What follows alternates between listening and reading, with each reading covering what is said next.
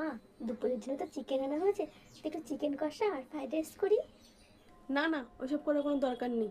একটু মাছের মাথা আছে না ফ্রিজে, সেগুলো দিয়ে একটু মুগের ডাল করো, একটু বেগুন ভাজা করো, আর ওই চিকেন পাতলা করে ঝোল করো, খুব ভালো লাগবে খেতে দুপুরবেলায়।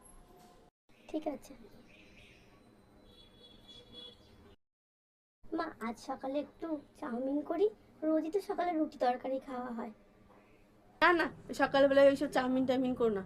ঠিক আছে, তোমার যখন খেতে ইচ্ছা করছে একটু এটা ওটা, তাহলে এক কাজ করো, গরম গরম লুচি করো আর একটু সাদা আলুর তরকারি। অনেক দিন খাওয়া হয়নি, বুঝেছো? ঠিক আছে, তাই হবে।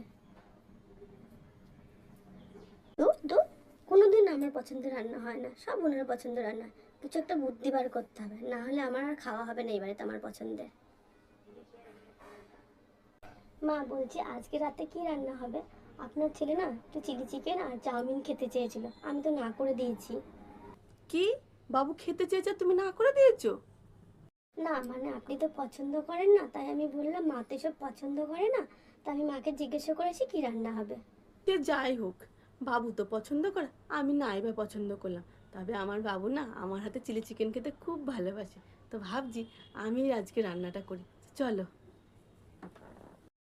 হ্যাঁ মা, আজকে বরং আপনিই রান্না করুন, আপনার ছেলের পছন্দের খাওয়াও হবে, আবার আপনার হাতে রান্না খেয়ে ওর ভালোও লাগবে। একেই বলে এক ঢিলে দুই পাখি মারা। রান্নাও করতে হলো না আর পছন্দের খাওয়াটাও হবে। কি কেমন লাগলো?